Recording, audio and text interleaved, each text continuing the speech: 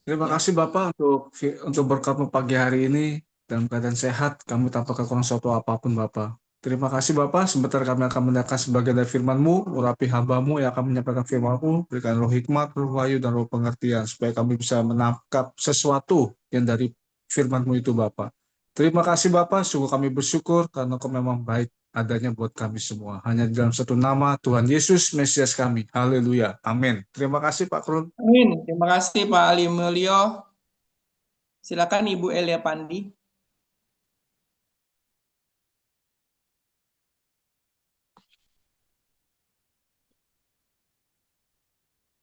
Ayub pasal yang ke-11 ayat pertama sampai ayat yang ke-20. Maka berbicaralah Zofar orang Naamah.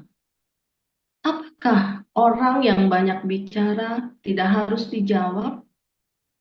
Apakah orang yang banyak mulut harus dibenarkan? Apakah orang harus diam terhadap bualmu? Dan kalau engkau mengolok-olok, apakah tidak ada yang mempermalukan engkau? Katamu, pengajaranku murni, dan aku bersih di matamu.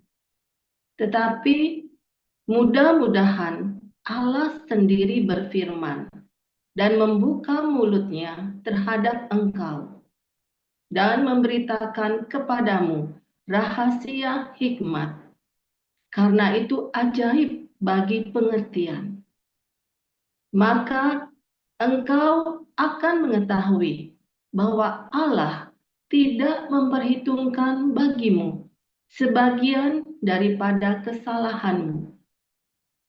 Dapatkah engkau memahami hakikat Allah, menyelami batas-batas kekuasaan yang maha kuasa, tingginya seperti langit?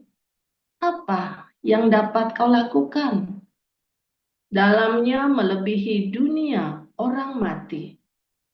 Apa yang dapat kau ketahui?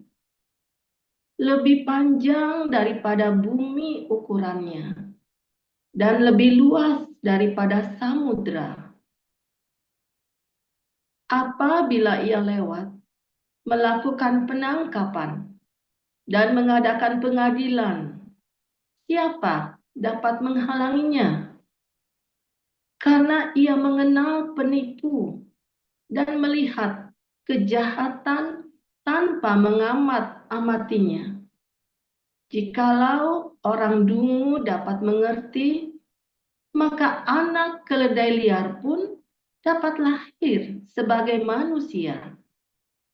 Jikalau engkau ini menyediakan hatimu dan menadahkan tanganmu kepadanya, jikalau engkau menjauhkan kejahatan dalam tanganmu dan tidak membiarkan kecurangan ada dalam kemahmu, maka sesungguhnya engkau dapat mengangkat mukamu tanpa celah, dan engkau akan berdiri teguh dan tidak akan takut. Bahkan engkau akan melupakan kesusahanmu, hanya teringat kepadanya seperti kepada air yang telah mengalir lalu. Kehidupanmu akan menjadi lebih cemerlang daripada siang hari.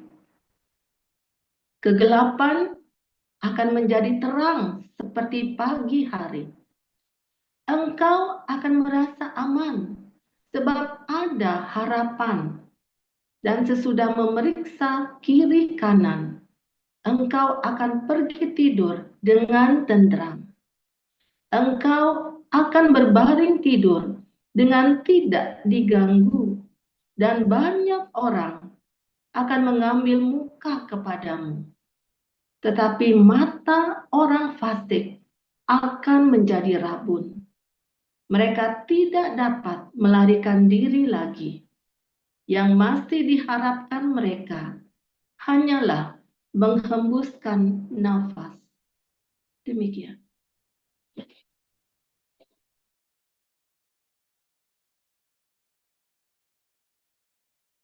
Ya, baik, saya lanjutkan. Kolose 2. Karena aku mau supaya kamu tahu betapa beratnya perjuangan yang kulakukan untuk kamu dan untuk mereka yang di Laodikia dan untuk semuanya yang belum mengenal aku pribadi, supaya hati mereka terhibur dan mereka bersatu dalam kasih, sehingga mereka memperoleh segala kekayaan dan keyakinan, pengertian, dan mengenal rahasia Allah, yaitu Kristus. Sebab di dalam Dialah tersembunyi segala harta, hikmat, dan pengetahuan. Hal ini kukatakan supaya jangan ada yang memperdayakan kamu dengan kata-kata yang indah. Sebab meskipun aku sendiri tidak ada di antara kamu, tetapi dalam roh aku bersama-sama dengan kamu. Dan aku melihat dengan sukacita tertib hidupmu dan keteguhan imanmu dalam Kristus. Kamu telah menerima Kristus Yesus Tuhan kita. Karena itu hendaklah hidupmu tetap di dalam Dia. Hendaklah kamu berakar di dalam Dia dan dibangun di atas Dia. Hendaklah kamu bertambah teguh dalam iman yang telah diajarkan kepadamu. Dan hendaklah hatimu melimpah dengan syukur. Hati-hatilah supaya jangan ada yang menawan kamu dengan filsafatnya yang kosong dan palsu, menurut ajaran turun-temurun dan roh-roh dunia, tetapi tidak menurut Kristus. Sebab dalam Dialah berdiam secara jasmania seluruh kepenuhan kealahan. Dan kamu telah dipenuhi di dalam Dia. Dialah kepala semua pemerintah dan penguasa. Dalam Dia kamu telah disunat, bukan dengan sunat yang dilakukan oleh manusia, tetapi dengan sunat Kristus yang terdiri dari penanggalan akan tubuh yang berdosa. Karena dengan Dia kamu dikuburkan dalam baptisan, dan di dalam Dia kamu turut dibangkitkan juga oleh kepercayaanmu kepada kerja kuasa Allah, yang telah membangkitkan Dia dari orang mati. Kamu juga, meskipun dahulu mati oleh pelanggaranmu, dan oleh karena tidak disunat secara lahiriah, tetapi dihidupkan oleh bersama-sama dengan Dia. Sesudah Ia mengampuni segala pelanggaran kita, dengan menghapuskan surat hutang, yang oleh ketentuan-ketentuan hukum mendakwa dan mengancam kita. Dan itu ditiadakannya dengan mengkukannya kepada kayu salib. Ia telah melucuti pemerintah-pemerintah dan penguasa-penguasa dan menjadikan mereka tontonan umum dalam kemenangannya atas mereka. Karena itu janganlah kamu biarkan orang menghukum kamu mengenai makanan dan minuman, atau mengenai hari raya, bulan baru, ataupun hari Sabat. Semuanya itu hanyalah bayangan dari apa yang harus datang, sedang wujudnya ialah Kristus. Janganlah kamu biarkan kemenanganmu digagalkan oleh orang yang pura-pura merendahkan diri dan beribadah kepada malaikat, serta berkanjang pada penglihatan-penglihatan dan tanpa alasan membesar-besarkan diri oleh pikirannya yang duniawi. Sedangkan ia tidak berpegang teguh kepada kepala, dari mana seluruh tubuh yang ditunjang dan diikat menjadi satu oleh urat-urat dan sendi-sendi, menerima pertumbuhan ilahinya. Apabila kamu telah mati bersama-sama dengan Kristus dan bebas dari roh-roh dunia, mengapakah kamu menaklukkan dirimu pada rupa-rupa peraturan, seolah-olah kamu masih hidup di dunia? Jangan jama ini, jangan kecap itu, jangan sentuh ini. Semuanya itu hanya mengenai barang yang binasa oleh pemakaian dan hanya menurut perintah-perintah dan ajaran-ajaran manusia. Peraturan-peraturan ini, walaupun nampaknya penuh hikmat dengan ibadat buatan sendiri, seperti merendahkan diri, menyiksa diri, tidak ada gunanya selain untuk memuaskan hidup duniawi. Demikian firman Tuhan. Baik, kita akan mendengarkan firman Tuhan oleh Pastor Paul dengan tema filsafat nenek tua. Silakan Pastor. Haleluya, firman Tuhan selalu baru setiap hari ketika kita menantikan Tuhan dengan penuh cinta, dengan penuh pengharapan, dengan hati yang teguh, ya. Saudara, jangan lupa berbuat baik. Jangan lupa baca firman Tuhan setiap hari. Bukan cuma baca, saudara, tapi juga sampai rema. Baca, renungkan, lakukan, baca, renungkan, lakukan, sambil terus sertai dengan ada pengampunan senantiasa di hatimu. Dan selalu ada belas kasih, bukan kasihan, tapi belas kasih. Berdiakonia, ya, kasih makan orang-orang miskin, kamu siapin makanan tiap hari. Saya jamin itu akan jadi rema itu. Kalau sudah jadi rema,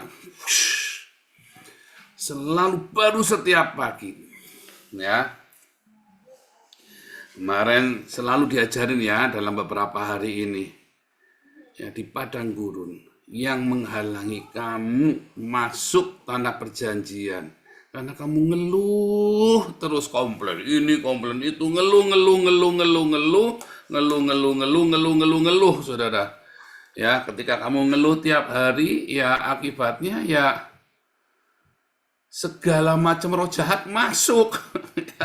Keluhan pertama, keluhan kedua, ya nanti ada mulai sakit ini, sakit itu, ya nanti ada mulai tamak, serakah, jengkel, sirik, jealous, wah mulai tuh semua ya pikiran-pikiran jahat di hatimu. Akhirnya kamu keluar mulut kamu penuh dengan fitnahan, mulut kamu penuh dengan sumpah serap, akhirnya mulut kamu penuh dengan segala yang tidak baik. Dimulai dari apa, saudara? Ucap syukur. Ya, dimulai dari ucap syukur. Nah, sekarang ini lagi tren ya, saudara ya, filsafat baru dalam menghadapi kehidupan ya.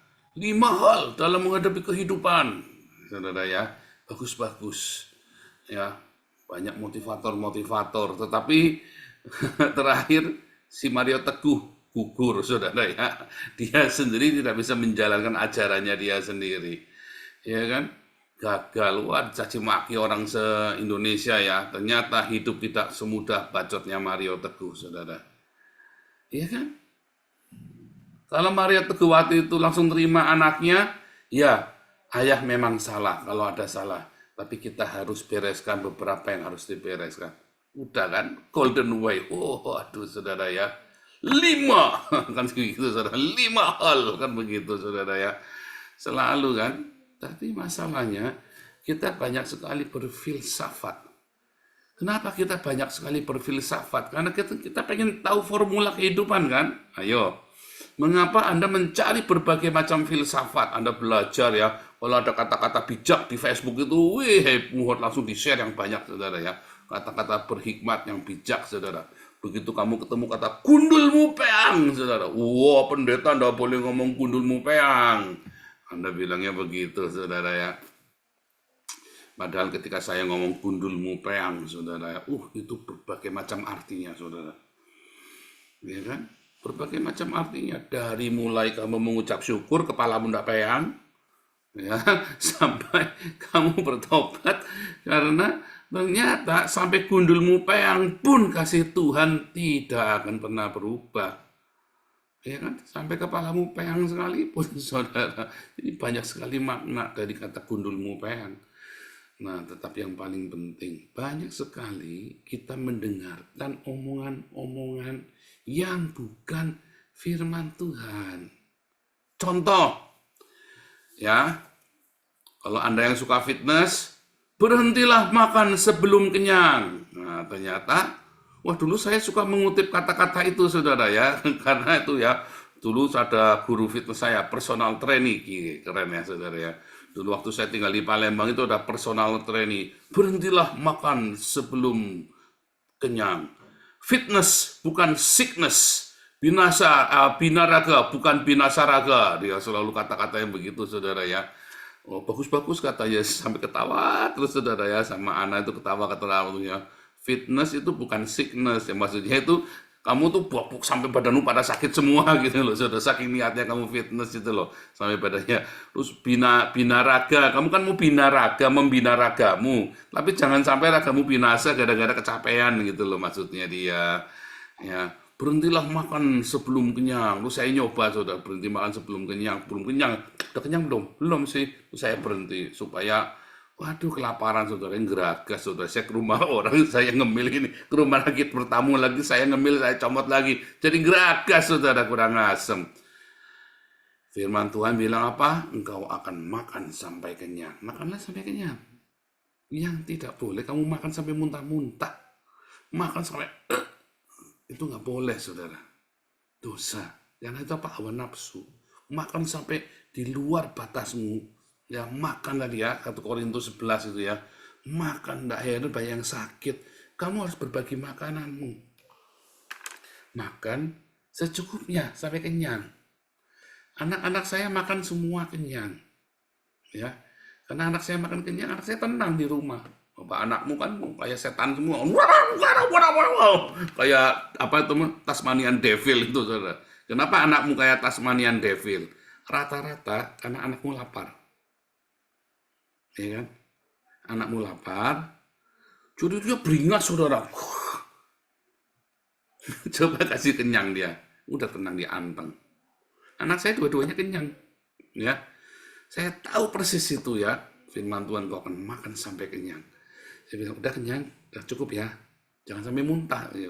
Saya kan tahu kan seberapa, udah kenyang ya sudah, jangan sampai muntah. Nanti lagi kita punya banyak, ya. Kita punya banyak, jangan sampai muntah, nggak boleh. Cukup. Ya, kita ajarin dia untuk makan cukup, tapi kenyang. Sehingga tenang dia. Kalau anak lapar, kamu lihat tuh anak-anak jalanan lapar tuh. Wah, saya dulu lapar. Wih, saya ya beringas saudara kemana-mana yang geragas. Ya kan? Ngeri saudara ya kalau anak yang kelaparan itu, anak-anak lo kelaparan. Tapi seringkali kamu punya anak, lagi lapar, nggak dikasih makan, begitu jamnya makan, dia sudah kenyang. Mungkin dia sudah jajan tempat lain kan. Wah, kamu paksa makan, kamu cubitin sampai dia makan, saudara. Wah, tambah beringas anakmu, tambah brigas. Bukan beringas, brigas. Ya. Wah, tambah beraul, tambah pencilakan anakmu, saudara. Kayak Tasmanian Devil. Kamu pengen punya anak, jangan bilang, itu turunan. Enggak, saya dulu juga brigas. Nggak karu-karuan, saudara. Karena lapar, geragas. Tapi begitu kamu kasih kenyang anakmu, saudara, dua. Ya anak saya dua-dua kenyang, dia tenang. Dia tahu, ya kenyang, dia diam. Ya, waktunya makan, kasih makan. Jangan sampai dia kelaparan, starving. Ya, karena apa? Kamu lupa masak, lupa apa, enggak boleh, saudara. Selalu ada beras. Kalau kita selalu masak nasi, apalagi sekarang zamannya rice cooker, bisa panas terus, saudara ya. Tetapi anak saya ya tidak harus makan nasi dari dulu. Anak saya ya boleh makan es krim, boleh makan roti. Jadi kalau sudah makan roti ya sudah. Itu ya, yang tidak boleh makan permen kebanyakan. Ya, tapi kalau makan roti, makan es krim, makan kue tart, makan martabak, kita selalu siapin tuh kalau kita pergi mau jauh ya, kita punya makanan roti banyak.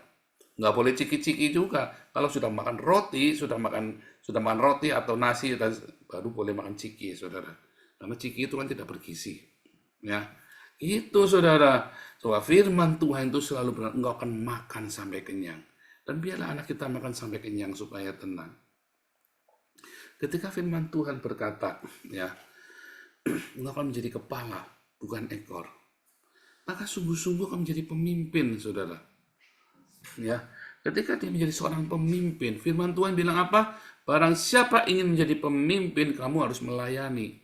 Tetapi filsafat berkata apa, saudara? Kamu tidak boleh menunjukkan kelemahanmu di depan anak buahmu. Betul enggak? Filsafat berkata kamu tidak boleh tunjukkan kelemahanmu di depan anak buahmu. Ada banyak sekali nasihat palsu, saudara. Jangan, saudara. Jangan takut kalau kamu punya kelemahan. Ya, jangan pernah takut kalau kamu punya kelemahan.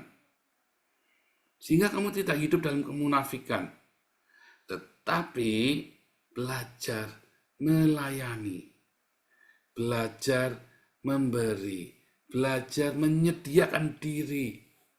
Ya, saudara ya. Mungkin pertama orang tidak percaya sama kamu. Ya, kedua, ketiga, dia tidak percaya dengan kamu. Belajar, kalau kita adalah pemimpin, belajar kita melayani, saudara.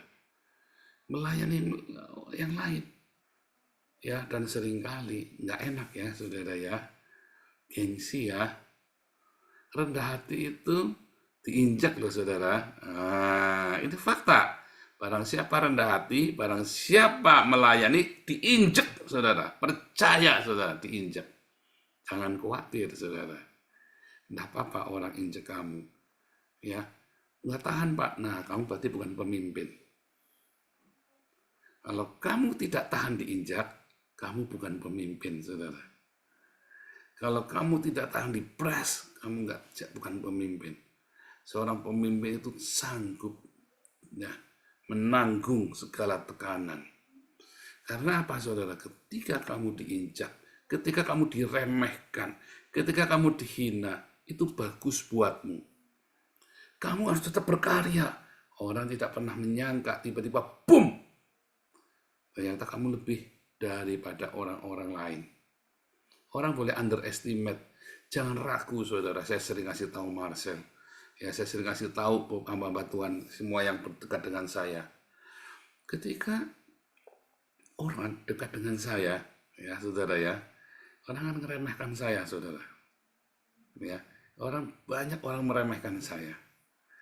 Orang akan nggak nganggap saya. Kenapa? Karena baju saya murah. Ya, bukan bolong-bolong, murah. Orang tahu baju saya murah. Pakai jaket apa segala macam, kita murah. Kita nggak pernah beli barang mahal. Oh, saya kemarin ada dikasih ya di tengah jalan waktu di Paris ya. Waktu di Paris lagi melongo, kita lagi foto-foto, ada orang kurang ajar, saudara ya. Ngalang-ngalangi saya foto, saudara ya. Di Paris pemandangannya bagus, mobil dipalang di depannya. Jadi kan kita nggak bisa ambil foto bagus, ketemu mobil dia yang jelek, saudara. Ya nggak jelek sih, mobil Fiat baru ya. Nggak jelek juga. Terus dia ngeliatin saya ngeliatin orang, kenapa ngeliatin saya? Akhirnya dia setelah nggak tahu ngapa, ketuk-ketuk dia panggil saya, saudara ya. Panggil saya, dia ngobrol-ngobrol, ini ada jaket buat kamu, bagus sekali. Ya, saudara ya. Oh, jaket apa? Iya, pokoknya jaket bagus sekali. Terus sama itu buat istrimu tuh. Ukurannya pasti beda, saya bilang. Pasti pas, saya itu desainer, dia bilang. Wow, tampangnya kumal begitu, saya ini desainer, dia bilang. Saya ini desainer, pasti ukurannya pas buat kamu. Dikasih, saudara, jaket, saudara. Bukan jaket mahal-mahal banget ya, saudara, ya, biasa. Jaket, tapi dari itu Emporio Armani itu ya. Saya baru tahu tuh ya, harganya kalau nggak salah sekitar 200 euro, saudara ya. Lumayan ya, saudara ya. Saya seumur umur nggak pernah tuh pakai jaket Emporio Armani yang asli. Ya, ini biasanya palsu, saudara. Ini asli, yang ngasih desainernya sendiri. Saya itu desainernya, dia bilang. Di Paris ya, saudara. Ini saya itu desainernya. Dia punya banyak tas itu. Memang dia bagi-bagi sama dia rupanya. Dia bagi-bagi. Dia pilih random orang gitu ya. Mungkin ya cacat produksi atau apa, ya ada jahitannya apa. Kalau saya, oh iya memang ada tisikannya yang sedikit nggak bagus ya. Ini pasti pas buat kamu, ini pasti buat pas istrimu. Dia ngeliat, itu istrimu kan ya, ini pasti pas buat kamu. Kasih sepasang, saudara ya. Baru tuh saya pakai jaket bagus. Ya tetap yang murah ya, bukan yang harga-harga sampai puluhan juta juga. Saudara, orang akan meremehkan kita, saudara, ketika kita pakainya enggak bagus. Enggak apa-apa. Itu bagus, saudara. Ya, lebih baik orang remehin kita daripada orang iri sama kita. Kalau orang remehin kita, dia tidak akan menjegal kita. Yang ada, ya dia ngeremehin aja.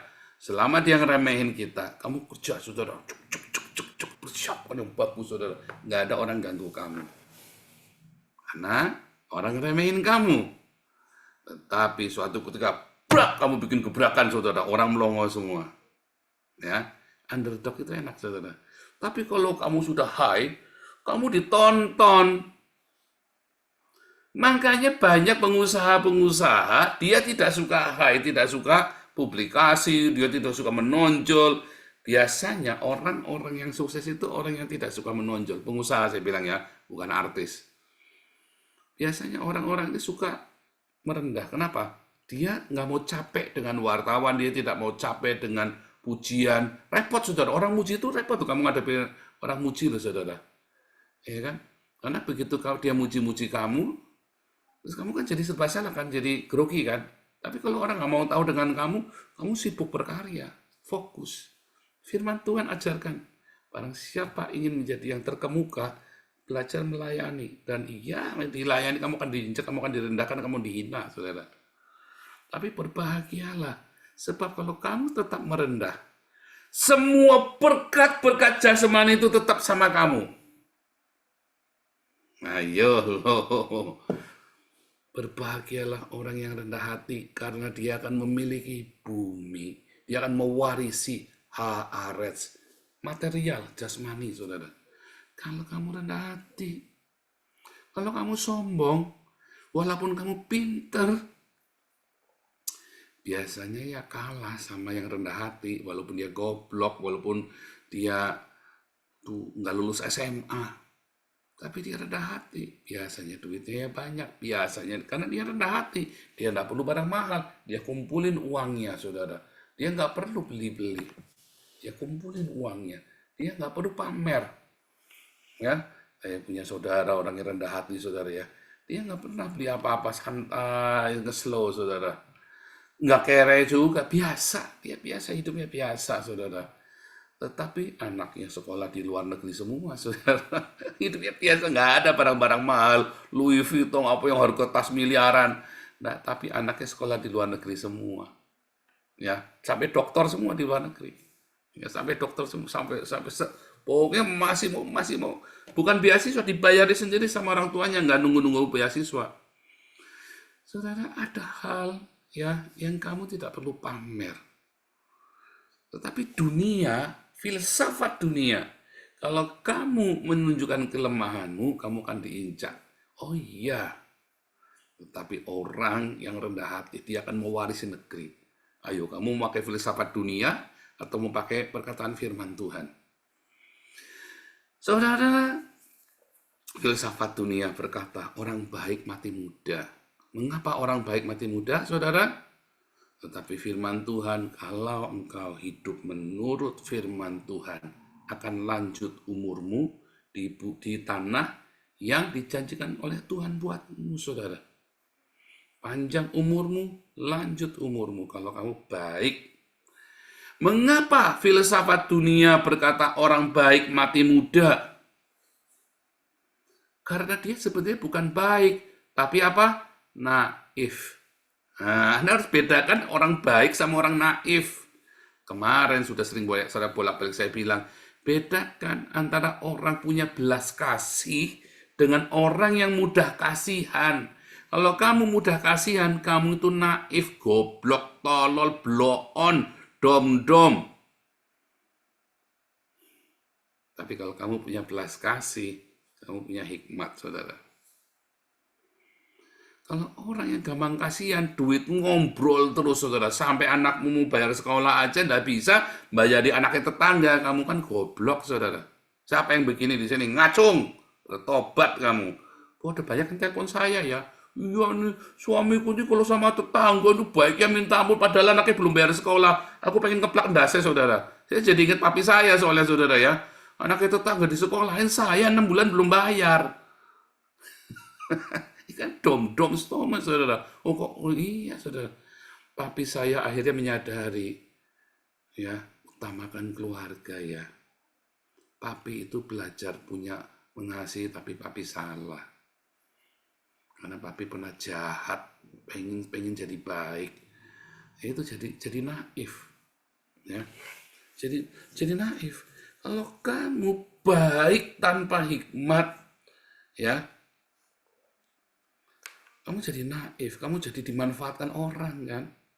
Kalau saya nolong, saudara. Begitu saya tahu ini nggak benar, saya stop bener. Tega. Oh pendeta Pak, enggak urusan, saudara. Kamu jangan ngomong saya pendeta, ngomong saya enggak urusan. Kalau saya stop ya saya stop, saya enggak urusan. Kalau itu sudah bahaya buat saya dan keluarga saya stop beneran, saudara ya. Oh, di sini kita banyak, saudara ya. Kita kasih nih ya, abonemen kereta, saudara. Terus mereka umpah-umpahkan kan, kalau kamu asylum, kamu tidak bisa punya rekening sendiri, ya, saudara ya. Maka dia harus pakai rekening saya untuk bayar kereta. Kalau enggak katanya mahal. Lalu kita kumpul orang-orang asylum itu di gereja kita. Lalu dia umpah-umpahkan, lari ke sana, pergi sini, pergi sana, saudara ya. Tapi dia sendiri tidak mau datang ke gereja. Hari Sabtu dia pergi ke tempat lain, padahal keretanya kita yang nalangin dulu. Nanti kita bayar. Begitu sekali dia nggak nunggu bayar, saya stop semua, saudara. Cetak. Saya reject semua auto debitnya, saudara. Tega, Pak, tega. Tega, saudara. Ya. Katanya pendeta, itu aja bukan nggak mau nolong. Saya harus selamatkan jemaat yang komitmen. Kamu nggak komitmen. Marcel komitmen. Junita komitmen. Kamu nggak komitmen. Ngapain saya ngurusin kamu? Wah kasihan, Pak. Enggak kasihan. Kamu kan nggak pergi naik kereta, nggak mati kan? Naik sepeda lah. Kamu kan nggak mati naik kereta. Kecuali kamu butuh makan. Suatu ketika ada orang mau utang sama saya, saudara. Dia tahu kolektornya kita banyak ya, saudara ya. Dia mau utang sama saya. Saya bilang, enggak, saya nggak ngasih utang. Kalau kamu butuh beras, saya kirim kamu beras. Kamu katanya pendeta, kamu katanya gini, tapi kejam. Saudaramu sendiri kekurangan. Iya, kamu utang buat apa? Ya saya utang itu, karena itu bukan utangnya saya. Saya kudu nalangi utangnya orang. Apalagi kamu goblok nalangi utangnya orang. Kamu sendiri lagi kekurangan, kamu nalangin utangnya orang. Firman Tuhan berkata, jangan menjadi penanggung hutang sesamamu. Ayo loh, firman Tuhan itu ngajari kita banyak. Jangan kamu ditawan dengan kelihatannya orang ngomong baik ya, saudara. Nasihat-nasihatnya baik-baik. Hati-hati, saudara, itu firman Tuhan bukan. Teman-temannya Ayub itu banyak ngasih nasihat kepada Ayub, retorika semua, saudara. Hati-hati, saudara. Ya, kalau kamu mulai berretorika, orang beretorika, kamu lihat, makanya belajar firman Tuhan yang benar. Tiap hari ikut embun pagi dengarkan, saudara. Nanti kamu nggak naif. Dan ada banyak sekali hikmat dari firman Tuhan, kebenaran firman Tuhan yang benar. Tapi ada yang filsafat yang kelihatannya benar, tapi sebenarnya menyesatkan kamu. Datang di sini tiap pagi, dengarkan embun pagi, diulang. Saya aja dengarkan khotbah saya sendiri tiap hari, tak dengarkan ulang, saudara ya. Haleluya, Tuhan Yesus memberkati.